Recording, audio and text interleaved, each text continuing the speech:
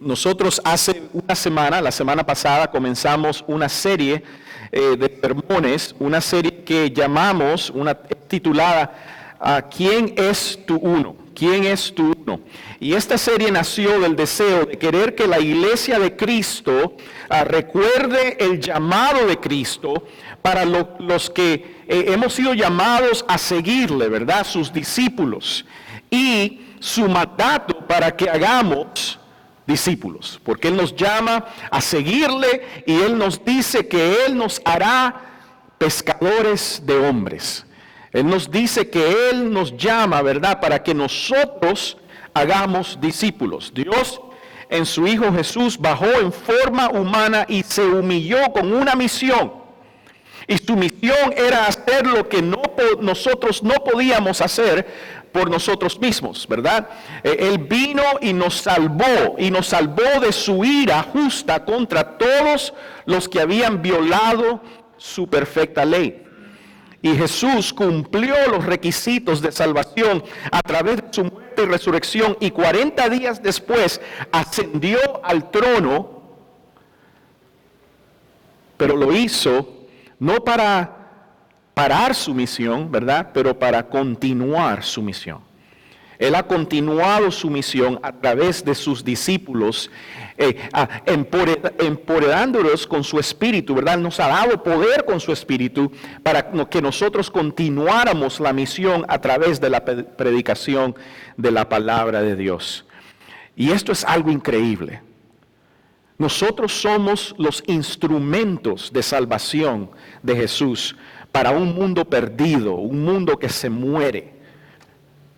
Yo quiero que nosotros veamos la belleza de ese llamado que nosotros hemos tenido a seguirle. Voy a quitarme este micrófono.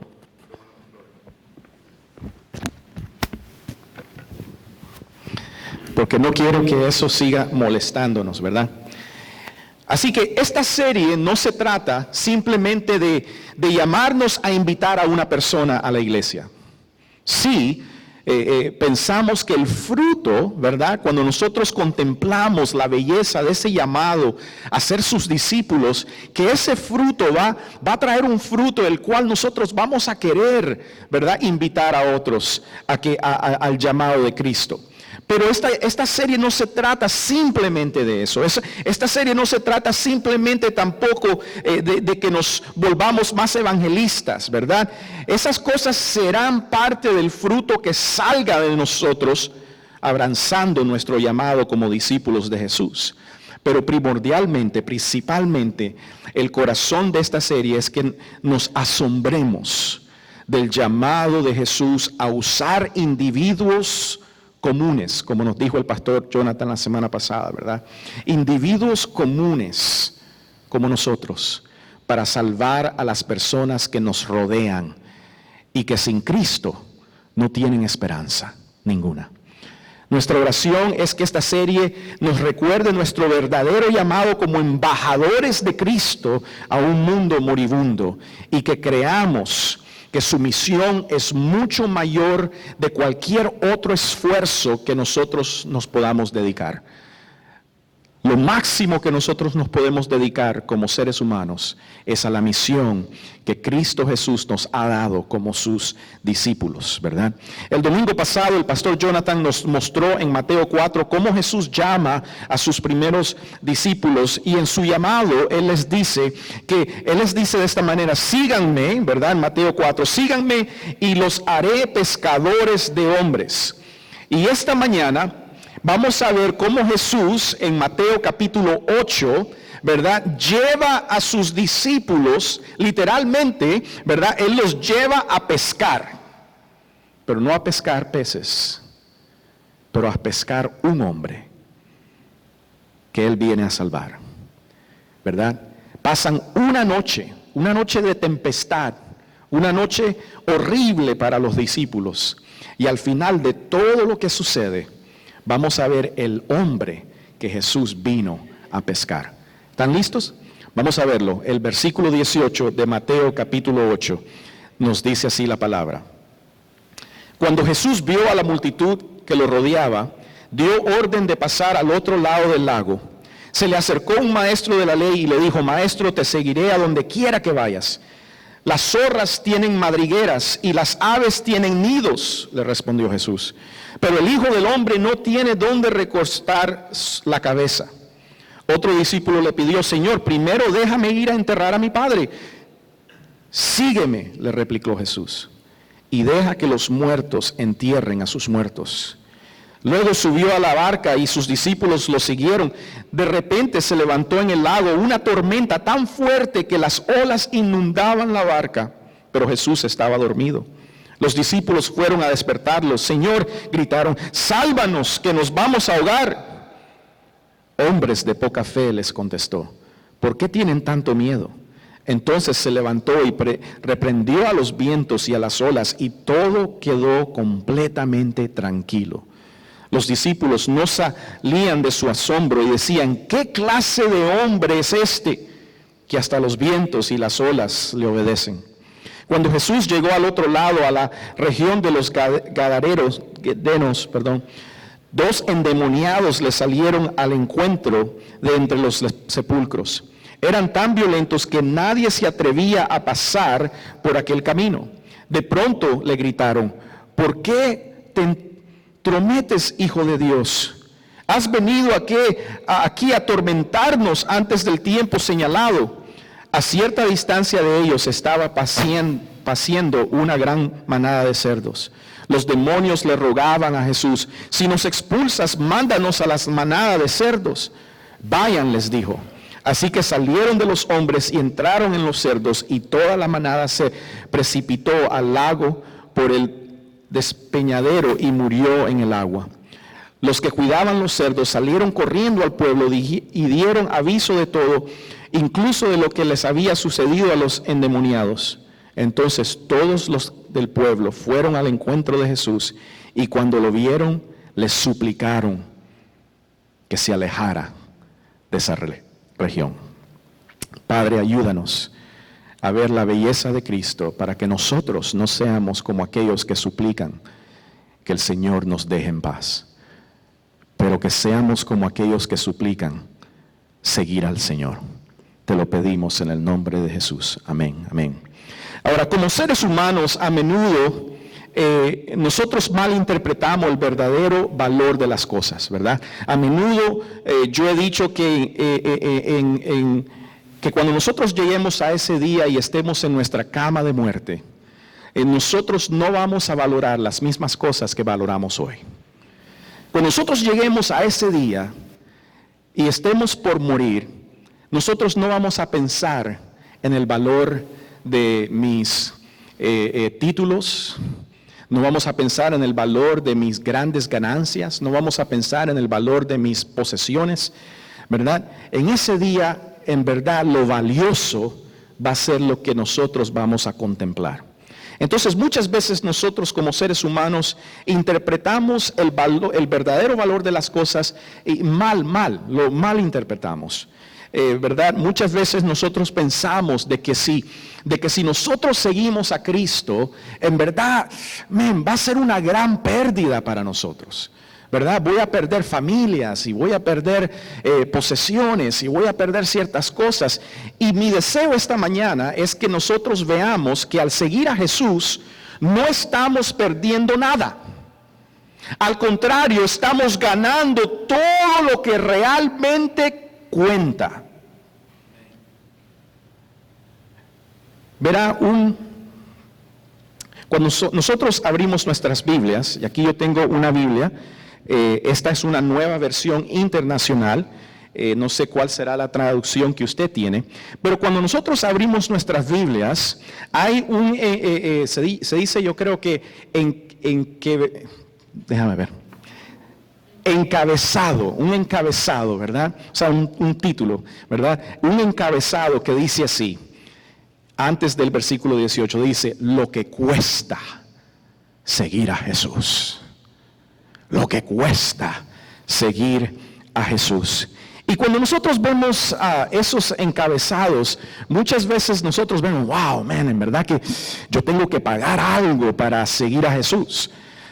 Yo quiero recordarles que esos encabezados no son inspirados por el Espíritu Santo. Yo quiero recordarles que cuando la Biblia fue escrita, los manuscritos originales no tenían esos encabezados y tampoco tenían los números de los versos, ¿verdad? Eso han sido cosas que a través de los siglos y las traducciones de la Biblia han sido añadidas como herramientas para ayudarnos, ¿verdad?, a leer la palabra y a entender la palabra. Muchos de esos encabezados son nos ayudan, ¿verdad? Nos ayudan a ver, esto es lo que está sucediendo aquí, ¿verdad? Pero muchos de ellos no nos ayudan. Y yo creo que este es uno que no nos ayuda, ¿verdad?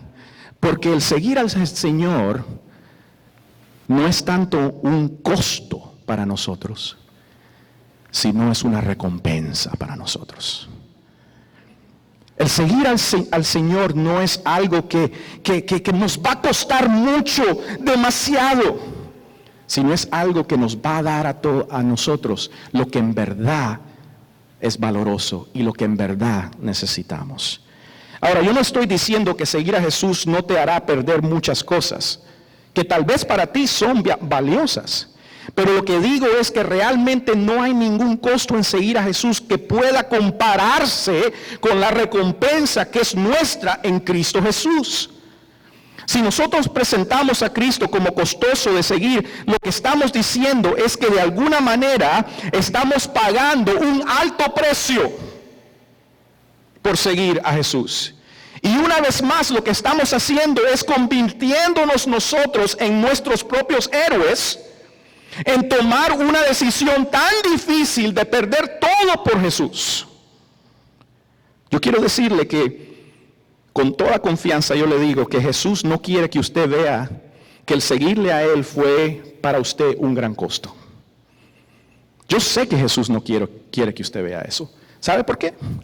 Porque la Biblia me lo dice. En Mateo capítulo 13 nosotros vemos que Jesús dice que el reino del cielo es como un hombre que encuentra un tesoro en un monte. Y él va y él vende todo para poder obtener ese monte, para tener ese tesoro.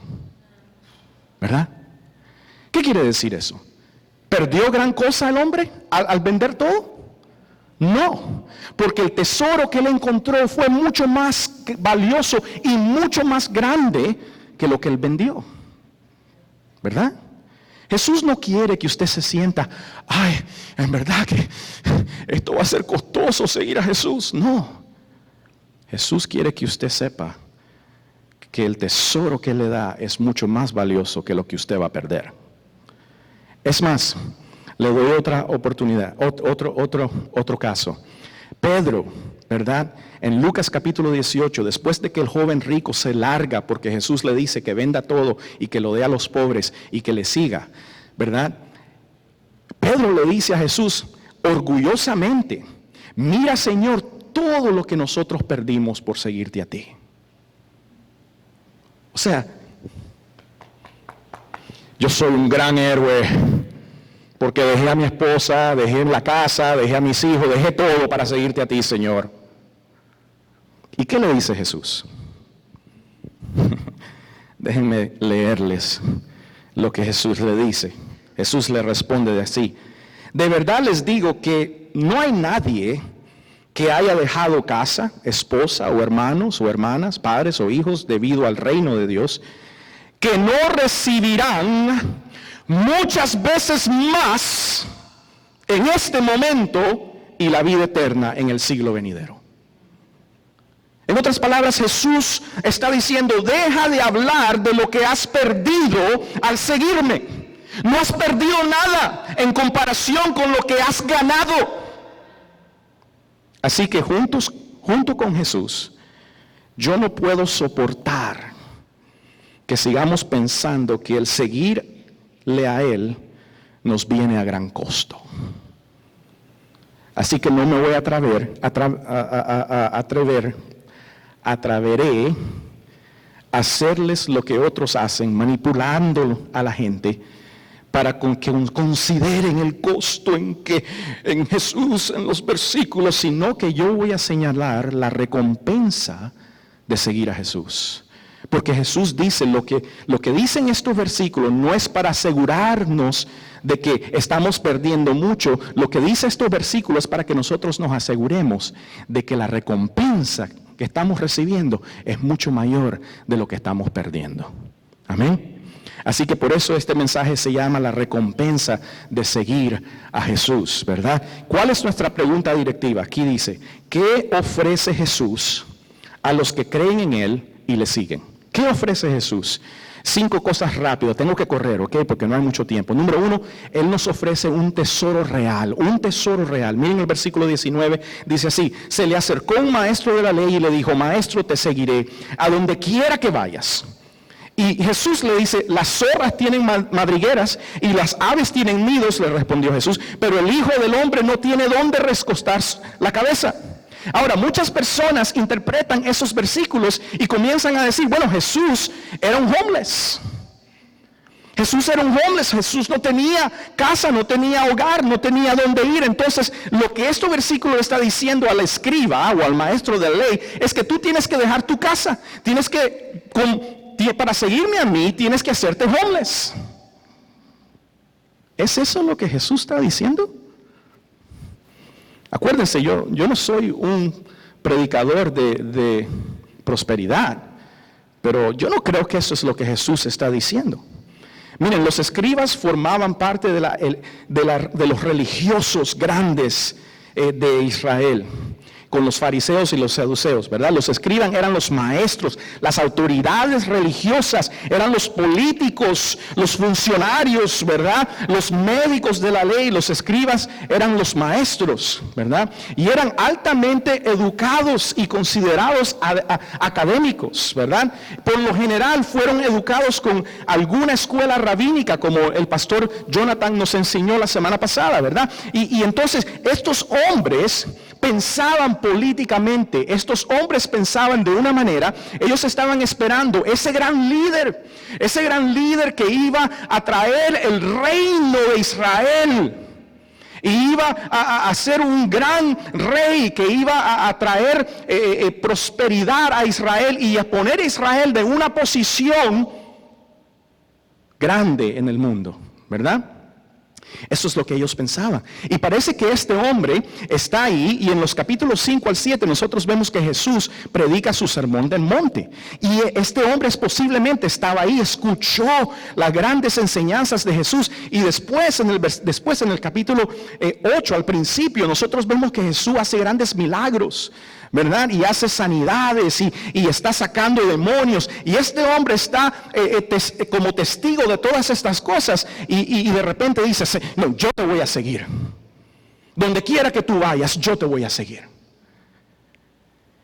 Y Jesús, conociendo el corazón de los hombres, Jesús, conociendo lo que nosotros en verdad pensamos y lo que nosotros en verdad queremos, Jesús responde diciéndole que el Hijo del Hombre no tiene dónde, ¿verdad?, reclinar su cabeza. Ahora, ¿por qué le dice esto? Este hombre iba a saber inmediatamente qué significaba el Hijo del Hombre. Cuando Jesús le revela a él, yo soy el Hijo del Hombre, este hombre inmediatamente sabe de que él está hablando de Daniel capítulo 7, donde es revelado, ¿verdad?, la profecía de que el Hijo del Hombre iba a ascender al trono de Dios. Y vamos a leerla. ¿Quién es el Hijo del Hombre, verdad? Aquí en la pantalla lo pueden ver. Daniel capítulo 7 dice así: en esa visión nocturna vi que alguien con aspecto de Hijo de Hombre venía entre las nubes del cielo. Se acercó al venerable anciano y fue llevado a su presencia, y se le dio autoridad, poder y majestad. Todos los pueblos, naciones y lenguas lo adoraron. Su dominio es un dominio eterno que no pasará, y su reino jamás será destruido. Esto es lo que Jesús le está enseñando a este hombre. Él está diciendo, mira, tú estás buscando un reino terrenal. Quieres seguirme a mí porque tú piensas que yo vengo a hacer un reino terrenal, ¿verdad? Pero déjame decirte, yo soy el Hijo del Hombre. Mi reino no es de este mundo. No es que Jesús no tenía donde apoyar su cabeza. Es más, nosotros vemos que Jesús, como le dijo a Pedro, ¿verdad? Aquellos que me siguen a mí tendrán todas estas cosas en esta vida y en la venidera. ¿Qué quiere decir eso? Bueno, donde quiera que Jesús iba, Él tenía personas que le seguían y Él dormía en las casas de sus discípulos. Jesús andaba una bolsa de dinero, en la cual esa bolsa de dinero era suficiente dinero para poder bendecir a otras personas. Es más, esa bolsa de dinero tenía suficiente dinero que Judas podía robar dinero sin que los otros se dieran cuenta. Así que Jesús no está diciendo, Jesús no está publicando de que para seguirle a Él hay un costo, de que nosotros tenemos que ser pobres, de que nosotros tenemos que dejar nuestras casas, de que no, eso no es lo que Jesús está diciendo. Lo que Jesús le está diciendo es, yo no soy de este mundo, yo no soy de esta tierra, yo no vengo a hacer reinos en esta tierra, yo no vengo a que tú seas parte de mi gabinete, ¿verdad? En esta tierra. Yo tengo autoridad en el cielo y mi reino está en el cielo. Entonces, esto es lo que nos enseña. La recompensa de seguir a Jesús es de que nosotros tenemos un tesoro que no es terrenal. Nosotros tenemos un tesoro, ¿verdad? Que nuestro tesoro no es de este mundo. Cuando Jesús nos llama a nosotros como sus discípulos, lo que Él nos está diciendo, nos está llamando a un reino. Él nos saca del reino de las tinieblas, que es el reino de este mundo, y nos transforma o nos translleva al reino suyo, que no es de este mundo. Ya nosotros no pensamos como piensa el mundo, ya nosotros no trabajamos para las mismas cosas que trabaja el mundo, porque nuestro tesoro no es de este mundo. Nuestro tesoro no es un tesoro eterno, no es un tesoro que viene y se va. En Daniel capítulo 7, cuando vemos que el Hijo del Hombre ascende, ¿verdad?, delante del trono de Dios, lo que nosotros estamos viendo es que ahí Daniel nos está enseñando de que todos los reinos de este mundo perecerán, pero el reino del Hijo del Hombre será eterno para siempre. Y esa es la recompensa que nosotros tenemos. Tenemos también que es nuestro tesoro, está seguro en Cristo. Está seguro en Cristo. Entonces, no es que Jesús le está diciendo a este hombre, yo quiero que tú cuentes el costo de seguirme. No, es que Jesús le está diciendo, mira, tú quieres seguirme porque tú crees que yo vengo a hacer un gran reino aquí en esta tierra, pero yo no soy de esta tierra. ¿Entienden? Número 2. Nos da una vida real. Entonces dice la palabra que otro discípulo, ¿verdad? En el versículo 21, le pidió, Señor, primero déjame ir a enterrar mi padre. Y Jesús le responde, sígueme, le replicó Jesús, y deja que los muertos entierren a sus muertos. Ahora, wow, en verdad que eso suena bien pesado que Jesús le diga eso a una persona, ¿verdad? Pero aquí tenemos que entender la cultura de ese día. Y cuando este joven le dice a Jesús, déjame ir a enterrar mi padre, él no le está diciendo mi papá está muerto y tengo que ir a enterrarlo. Porque es más, si el padre hubiese estado muerto, él no hubiese estado ahí con Jesús. ¿Ves? Él estuviese en la cultura que ellos tenían, él estuviese en casa arreglando la situación de la muerte de su padre, ¿verdad? Pero él está ahí porque su padre está vivo. Quizás su padre es ya de edad, ¿verdad? Quizás su padre esté un poco enfermo, ¿verdad? Pero lo que este joven está diciendo a Jesús es, déjame regresar a mi casa y déjame quedarme ahí, esperando que mi padre se muera, ¿verdad? Y cuando mi padre se muera, entonces yo voy a coger mi herencia. Y ya una vez que yo esté tranquilo, ya mi papá se murió, yo cogí mi herencia, ya estoy tuani, ¿verdad? Entonces yo te sigo a ti. Eso es lo que este joven le está diciendo a Jesús. Y lo que Jesús prácticamente le responde es, él le dice, mira, tu papá se va a morir, y si tú no me sigues a mí, tú te vas a morir también. Y no muerte física, sino muerte espiritual. O sea, él está diciendo, los hombres están muertos y yo soy el que les da vida. Yo soy, tú me sigues a mí y tú tendrás vida. Tú me sigues a mí, ¿verdad? Y en vez de preocuparte, ¿verdad? De una vida que va a pasar, tú me vas a tener a mí, que soy vida y vida eterna. Eso es lo que Cristo le está diciendo. Entonces, mira, en Cristo nosotros tenemos una vida gratificante. Este joven quería la herencia de su padre, quería esperar para poder obtener, ¿verdad?, aquello que para él era gratificante, ¿verdad? Pero Jesús le está diciendo, mira, deja que eso se pierda, porque yo te doy algo mucho más gratificante. Él nos da una vida gratificante, Él nos da una vida satisfactoria, y Él nos da una vida abundante. Mira, Juan capítulo 10, versículo 10 nos dice así: el ladrón no viene más que a robar, matar y destruir. Yo he venido para que tenga vida y la tengan en abundancia. Cristo nos da vida y vida en abundancia. Eso no es una vida de gran dinero o una vida de grandes lujos o comodidades. No, la vida es Él. Él es la vida. Y al tenerlo a Él, nosotros tenemos vida eterna, vida en abundancia. Amén. Entonces, la recompensa de seguir a Jesús no es que nosotros estemos perdiendo, no es que Jesús diga, mira, para seguirme a mí, Brian, tienes que dejar tu casa, dejar tu familia, dejarlo todo, porque ese es el costo. Como que si Jesús nos está cobrando a nosotros la cobertura de entrada al reino.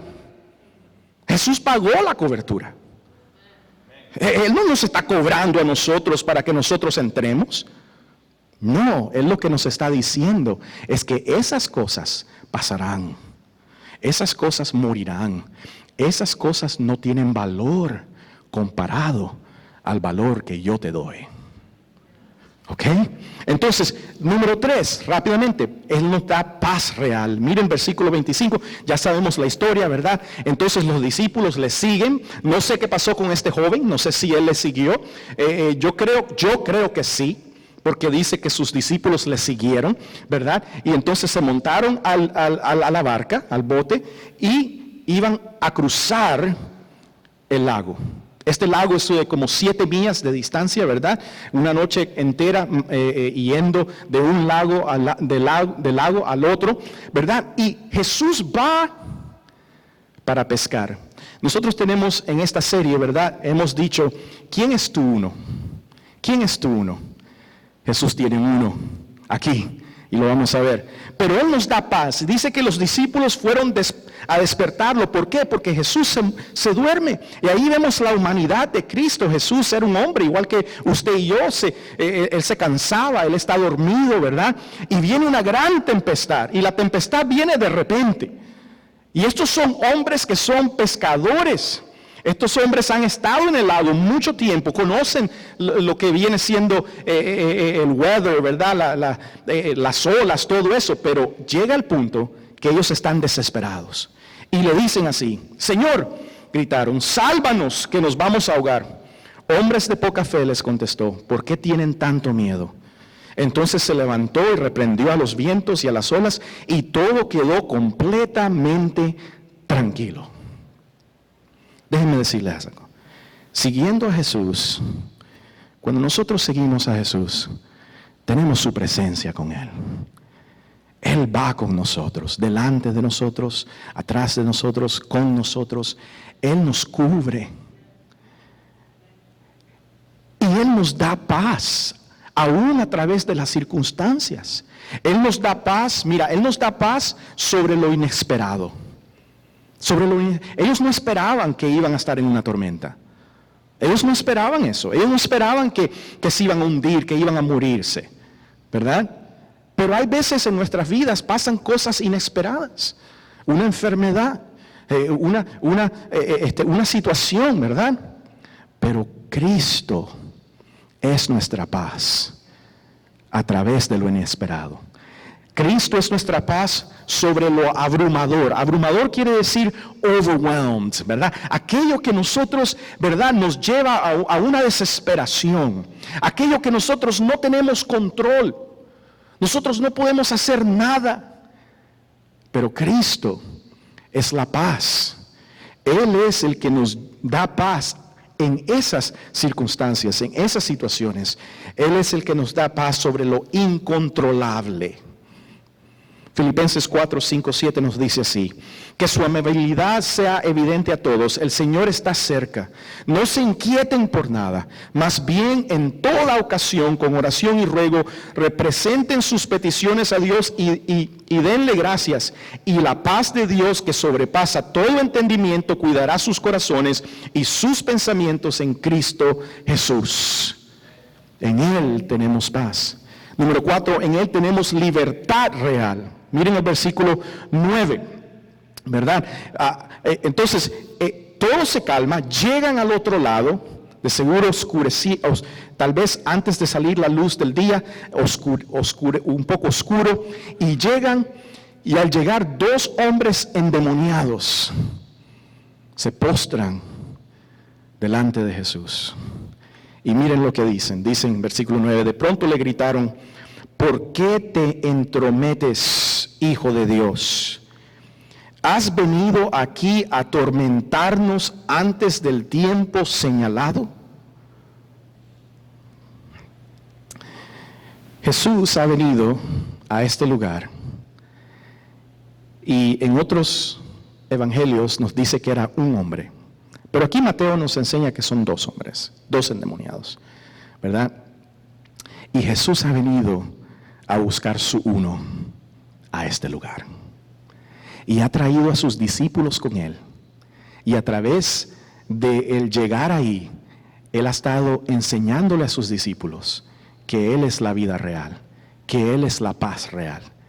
Y ahora Él les va a enseñar que Él es la libertad real, ¿verdad? ¿Por qué? Porque ¿qué hace Jesús?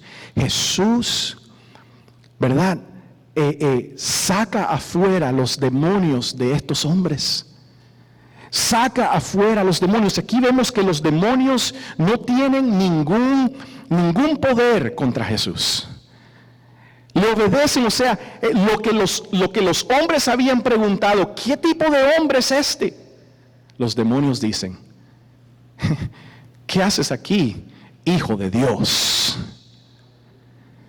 Los demonios saben quién es Jesús, mucho más que nosotros. Ellos saben quién es Jesús, ¿verdad? Y Jesús ha venido a libertar, a darle libertad a estos hombres, ¿verdad? Y aquí nosotros vemos 3 tipos de libertad. Número 1, vemos la libertad de la ceguera, ¿verdad? Porque los discípulos están ciegos, ven los milagros, ven las cosas que Jesús hace, pero dicen: ¿qué hombre es este? ¿Verdad? ¿Quién es este? Y a través de los demonios, Jesús les revela quién es, ¿verdad? El Hijo de Dios. Él nos quita la ceguera. Todos nosotros sin Cristo estamos ciegos. No vemos, ¿verdad? Por eso la palabra dice que Él es la luz del mundo, porque Él nos abre los ojos, ¿verdad? La libertad de la esclavitud. Estos hombres eran esclavos a esos demonios. Es más, en otro evangelio, ¿verdad?, Cristo le pregunta a los demonios: ¿cómo te llamas? Y los demonios contestan: nos llamamos Legión. O sea, eran miles de ellos que estaban en estos hombres, ¿verdad? Y estos hombres eran esclavos de estos demonios. Aterrorizaban toda la ciudad, ¿verdad? Pero Cristo viene a libertar de esclavitud. Déjenme decirles, nosotros éramos esclavos de Satanás y esclavos de los espíritus de este mundo. Pero Cristo nos da libertad. Al seguirle a Él, nosotros tenemos vida. Al seguirle a Él, nosotros tenemos paz. Al seguirle a Él, nosotros tenemos libertad. Y al seguirle a Él, nosotros tenemos libertad para servirle. Que viene a la última cosa, propósito real. Miren, en el versículo 33, después de que Jesús libera a estos hombres de la esclavitud de demonios, dice que los que cuidaban a los cerdos salieron corriendo al pueblo y dieron aviso de todo, incluso de lo que les había sucedido a los endemoniados. Y dice el versículo 34, entonces todos los que del pueblo fueron al encuentro de Jesús y cuando lo vieron le suplicaron que se alejara de esa región.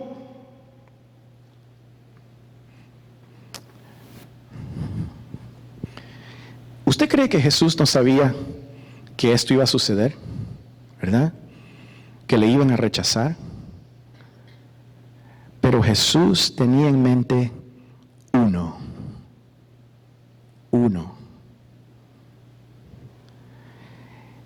Y nos dice la palabra que uno de los dos endemoniados le ruega a Jesús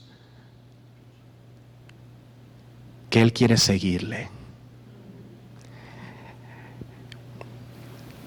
En Marcos capítulo 5 nosotros vemos cuál fue el propósito por el cual Jesús fue de la multitud, a dejar la multitud, a irse al otro lado del lago para salvar a un hombre, a uno.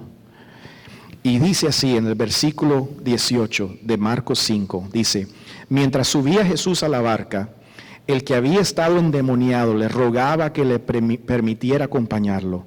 Jesús no se lo permitió, sino que le dijo, vete a tu casa, a los de tu familia, y diles todo lo que el Señor ha hecho por ti y cómo te ha tenido compasión.